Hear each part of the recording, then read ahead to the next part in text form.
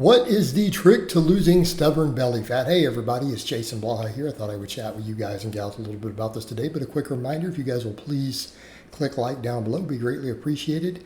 If you are not subscribed or following, please do so. And if you'll be kind enough to drop me a comment down below, I would also greatly appreciate that so much. Thank you. So let's get over to the topic. This is, again, one of these confusing topics. It's one of those to where people love to market, they love to sell. Reality, you can't really target your belly fat itself as far as the external belly fat. So that is really problematic, because when people talk about belly fat and they'll mention, oh, this study on belly fat, visceral fat, but that's not the stuff outside. In other words, that visceral fat is underneath your abdominal wall. It's around your organs. Does that make sense? So that removing that fat isn't still going to remove the pudge at your stomach. It's not going to remove your love handles. It's not going to remove the belly in the front. That's all subcutaneous fat. The stuff you can pinch, right? The stuff you can touch, right? That's right there under the skin.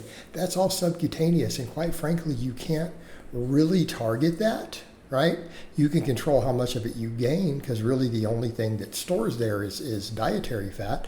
But that doesn't prevent you from losing it. In other words, a calorie deficit and burning through energy, you can still do that on a really high fat diet too and still lose that because we're creating an energy deficit.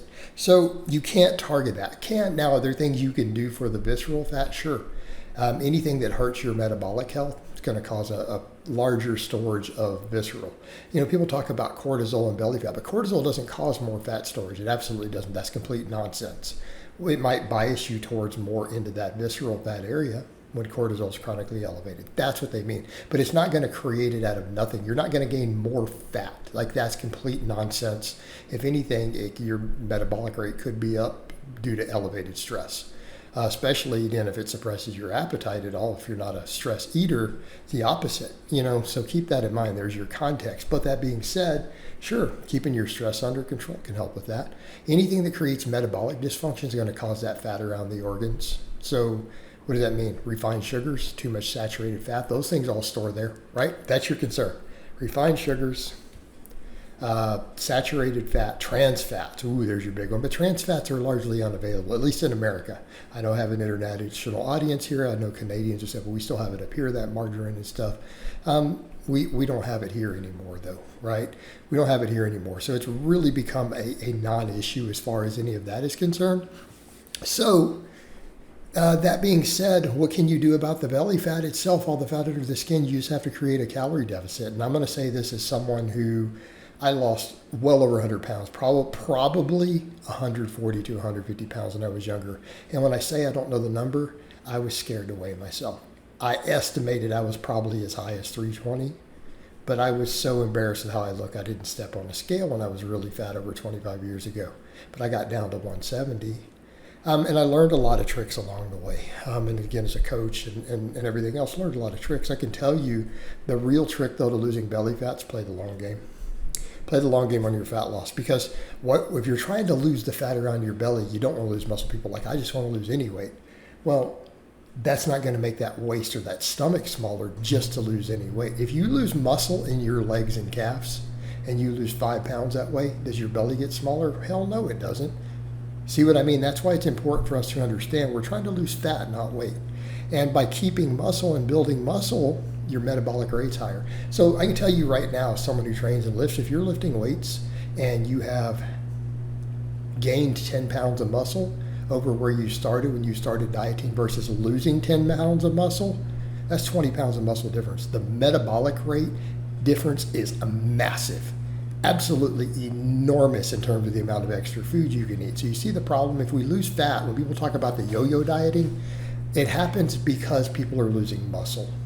And we know easily 30% of the scale weight you lose can be lean tissue and muscle. If your protein's not high, you're not lifting weights. Like if you're just doing strict dieting, starvation, or a bunch of cardio, not resistance training, walking and cardio and jogging does not build muscle. Don't let anybody convince you it will. Okay, not going to build muscle. All right, so that being said, well, what do we do then? That's not building muscle. What do? Well, we lift weights. Lift weights, eat protein. That's how you play the long game. Like if you really want that belly to tighten up, you need to make the muscles everywhere else grow. Your back, your arms, your legs, particularly your legs, ladies. Because you burn more calories just moving around, walking, doing the other stuff. Okay? And no, you're not. People also say, oh yeah, so I don't worry about weight, I just worry about fat. Well, I wouldn't say that either, because you're not gaining 50 pounds of muscle. Okay, people also have that misconception. Unless you're using a lot of steroids, and I mean a lot, you're not putting on 50 pounds of muscle. So just forget that. But we can bias towards gaining some muscle. You need to be doing some big movements, right? You need to be lifting weights. You need to be eating higher protein. Why? We get a better thermic effect. We build more muscle equals more metabolic rate. And if the scale's going down, and every pound you're losing is fat and none of it's muscle, you're losing more fat. So let's say you lose 10 pounds, right? And all of it's fat versus losing 3 pounds of muscle with the same amount. Well, you lost more fat. You lost 7 more pounds of fat with 3 more pounds of fat with that same weight. But guess what else did you do? You kept a higher metabolic rate. You're burning a little more energy as a result. You can eat more food. It's going to be easier. So you need to lift weights. This is the key. Cut the junk out of your diet. I always say to guys, like, if you really want to get your energy turnover high, cut out the refined sugars, cut out all the garbage fats, cut the saturated fat. Look, increase your protein, increase your fiber. Focus on those numbers. So when you're looking at foods, you're like, well, I know that we need to eat less and move more, but you don't need to eat less volume. We have to change it to where you're eating more filling foods, okay? If you increase your fiber, you look at everything that you eat is either really high in fiber or really high in protein. Guess what? You have a higher thermic effect. You're going to be full longer and you're going to be less hungry. And in some cases, you literally, if you cut out a lot of the junk and you're just eating the whole foods, chicken, brown rice, oats, broccoli, fruit, watermelon, vegetables, all that stuff, and you're not adding a bunch of junk to it, you might find that even when you're eating less, of going from 3,000 calories down to 2,000, you literally might be eating more total food and have a fuller stomach if it's all cleaner whole foods. And I don't mean stuff you buy in a box. I'm talking foods made from single ingredients, right? Watermelon is an ingredient. A box of whatever cereal is not. I don't care how healthy it says it is. So eating whole foods, okay? And then on top of that, maybe do some walking. There's your solution. Lift weights, eat lots of protein, track your calories a little bit. Eat more whole foods, more fiber, more protein, cut the refined junk out. But like I said, lift weights, walk more. That recipe will, for a lot of people out there, will get them down to their goal weight eventually.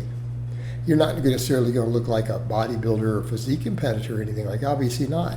But if you're just trying to lose a bunch of fat and look leaner and more toned, as people will call it, then guess what? There's your easy solution, and it is very straightforward, and it's just about consistency. All right, guys, but that's really all I have to say on that today. I hope it's been informative. I'll talk to you guys and gals next time.